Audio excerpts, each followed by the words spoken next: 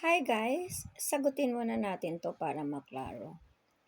Madam, turnover of suspects to the Interpol. I just quote you.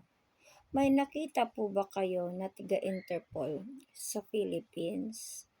Okay, pinapatrace ko yung aking na-like doon sa X na platform para maipost ko dito dahil na inabangan ni Jeff Canoy si General Torre kung anong gagawin niya. During the time, nag-aantay sila lalapag ang flight ni Digong from Hong Kong.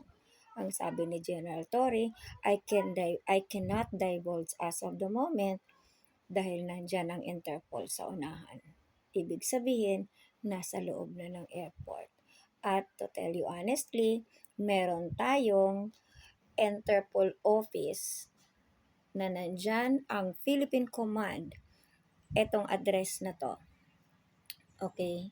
Sa Senior E. Rodriguez Senior. Okay, nandyan ang kompletong address. Dahil nung na-member tayo sa Interpol ng June 30, 1956, lahat ng member na state ay magkakaroon ng sub-office.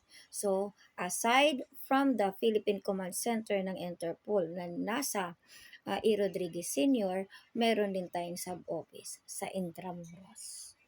So, nasagot na ba kita?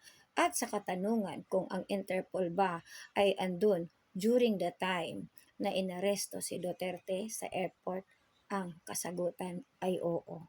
Wait lang, dahil ini-scroll ko pa sa aking X account. So, sana magpakabait na lang kayo, mga DDS. Okay?